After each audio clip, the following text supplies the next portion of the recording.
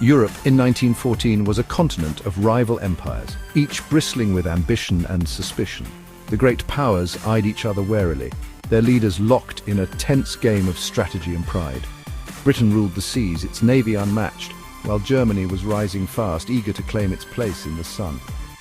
France nursed old wounds from past defeats. Austria-Hungary struggled to hold its patchwork empire together, and Russia watched over the Balkans, determined to protect its Slavic kin.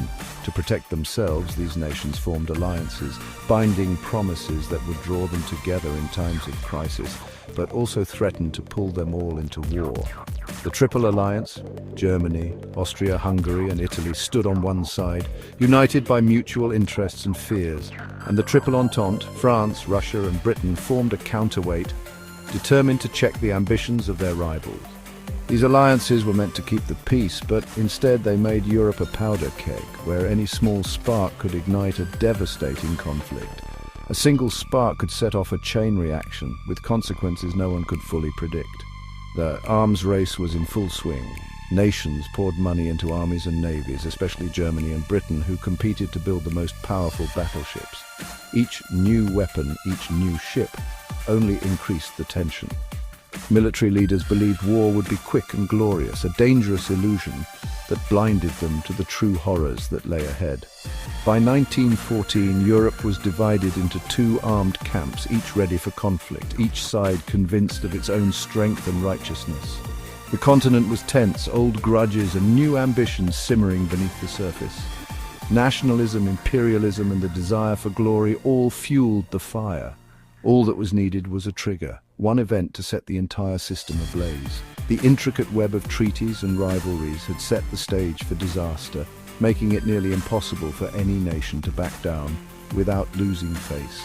The world waited, breath held, for the spark that would ignite the powder keg. Tension hung heavy in the air. That spark would ignite in Sarajevo, a city few outside the region had ever heard of, but one that would soon become infamous. The powder keg was ready, the match was about to be struck, and the world would be changed forever. The alliances, the arms race, and the belief in a short war made Europe dangerously unstable, teetering on the edge of disaster. The stage was set for a conflict that would engulf the world, drawing in nations from every corner of the globe. The world was on the brink, and no one realized how close they were to catastrophe. Ordinary people went about their lives unaware of the storm about to break. The countdown to war had begun and time was running out. Sarajevo would soon become the center of world attention, the unlikely stage for a tragedy that would echo for generations. The first domino was about to fall, setting off a cascade that no one could stop. The world would never be the same. The powder keg of Europe was about to explode, and its shockwaves would reach every corner of the earth. Sarajevo, June 1914. Tensions ran high in the city's narrow streets, where the air was thick with anticipation and unease. On this fateful day, Archduke Franz Ferdinand, heir to the Austro-Hungarian throne, visited the city with his wife Sophie. Many Serbs in Sarajevo resented Austro-Hungarian rule and dreamed of joining Serbia, their hopes and frustrations simmering just beneath the surface. The Archduke's visit on Vidovdan, a day sacred to Serbian nationalists, was seen as a deliberate provocation, heightening the city's unrest. Franz Ferdinand, traveling with his beloved wife Sophie, hoped to calm nationalist unrest, but his presence only inflamed it further, deepening the divide. Security was lax, and the motorcade route was public knowledge, making the royal couple vulnerable as they moved through the city. In the crowd, young assassins waited, armed and determined, their hearts pounding as they prepared to strike for their cause. As the cars passed along the riverbank, the first assassin hurled a bomb, shattering the tense silence of the day. The bomb missed its target, injuring bystanders but leaving the Archduke and Sophie unharmed, their fate still uncertain. The would-be assassin was quickly captured, but the danger had not passed. Others remained at large, their mission unfinished. Shaken but unharmed, Franz Ferdinand insisted on continuing his visit, determined not to show fear or weakness. The royal couple pressed on, unaware that fate had more in store for them, and that the day's events would echo through history. The failed attack should have been the end, but the day was far from over. The city's fate hung in the balance. The city buzzed with tension, and the danger was not yet past. Whispers of fear and anticipation rippled through the anxious crowds. The next move would change history, as the motorcade unknowingly approached its fateful intersection.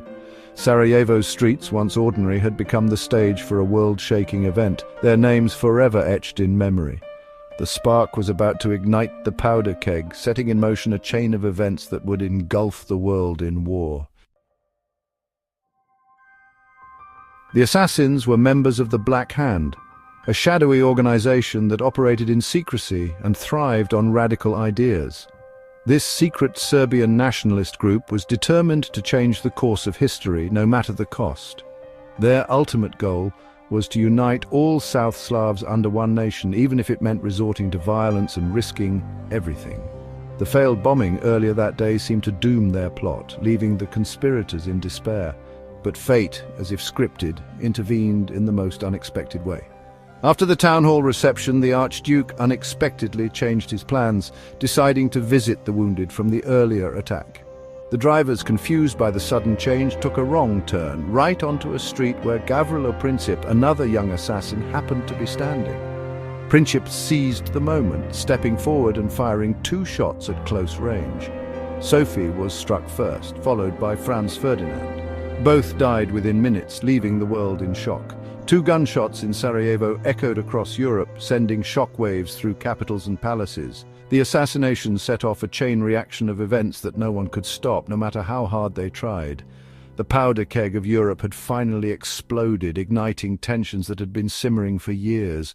The Black Hand's plan had succeeded beyond their wildest dreams, but at a terrible cost. The deaths of the Archduke and his wife would plunge Europe into chaos. As nations mourned and leaders pointed fingers, the world would soon be at war, as armies mobilized and alliances were called into action.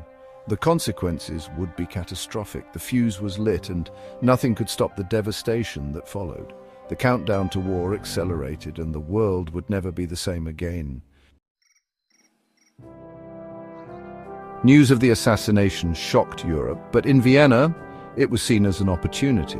Austria-Hungary blamed Serbia and wanted to crush it, but needed Germany's support. Germany gave Austria-Hungary a blank check, full backing, even if Russia intervened. With German support, Austria-Hungary sent Serbia an ultimatum with impossible demands. Serbia agreed to most, but not all, trying to appear reasonable. Austria-Hungary rejected Serbia's reply and prepared for war. The last chance for peace slipped away. The alliances meant any conflict could spiral out of control. Austria-Hungary wanted war, not compromise. The world watched as the crisis deepened. The machinery of war was set in motion. Diplomacy failed. The guns would speak next. The point of no return had been crossed. Europe was on the edge of catastrophe. On July 28, 1914, Austria-Hungary declared war on Serbia. The first shots were fired, the dominoes began to fall. Russia, protector of the Slavs, mobilized its army to defend Serbia. Mobilization meant war. Millions of soldiers called up, weapons readied. Tsar Nicholas II hesitated, but pressure from his generals forced his hand. Russia's mobilization alarmed Germany, whose war plans depended on speed. Germany demanded Russia stop. Russia refused. The crisis escalated rapidly. The alliances meant to keep peace now pulled Europe toward war. Each move forced the next. Diplomats lost control to generals and timetables. The world watched as the conflict spread. The war was no longer just Austria-Hungary versus Serbia. The great powers were being drawn in. The fuse burned faster. Germany saw Russia's mobilization as a direct threat. The Schlieffen Plan demanded swift action. Defeat France quickly, then turn east to Russia. Germany sent ultimatums to Russia and France demanding neutrality. Both refused. On August 1st, Germany declared war on Russia. France began mobilizing, preparing for the inevitable. Crowds in Berlin, Paris and St. Petersburg cheered, expecting a short, glorious war. Young men rushed to enlist, unaware of the horrors ahead. The war fever swept Europe. The romantic vision of war would soon be shattered. The alliances locked nations into conflict. The generals' plans left no room for retreat. The world plunged toward disaster. The first great war of the 20th century had begun. There was no turning back. Germany's Schlieffen Plan was a desperate gamble: defeat France in 6 weeks, then face Russia. To bypass French defenses, Germany invaded neutral Belgium. Belgium refused to let German troops pass. Germany invaded anyway, violating international law. The world took notice. Britain, guarantor of Belgian neutrality, faced a choice: would it stand aside or intervene? The invasion of Belgium forced Britain's hand. The balance of power in Europe was at stake. The decision in London would shape the future of the war. The conflict was about to become truly global. The Schlieffen Plan set the pace for catastrophe. The fate of Europe hung in the balance. The world watched as Britain decided. Britain was divided. Some wanted to stay out. Others saw German dominance as a threat. The invasion of Belgium changed everything. Britain had pledged to defend Belgian neutrality. On August 4, 1914, Britain sent Germany an ultimatum: withdraw from Belgium or face war. Germany ignored it. Britain declared war. "The lamps are going out all over Europe," said Foreign Secretary Grey. With Britain's entry, the war became global. The British Empire joined the fight, bringing immense resources. The short war everyone expected was now a distant hope. The world was plunged into darkness. The alliances had done their work. The Great War had truly begun. There was no going back. The first weeks of war were chaos. Armies marched, battles raged, and hopes for a quick victory vanished. The German advance stalled at the Marne.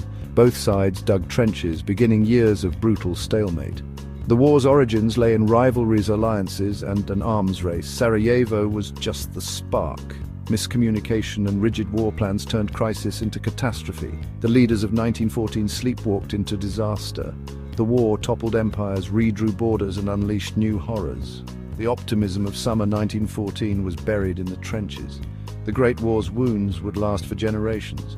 Its legacy still shapes our world today. The world of 1914 was gone forever. The age of innocence had ended.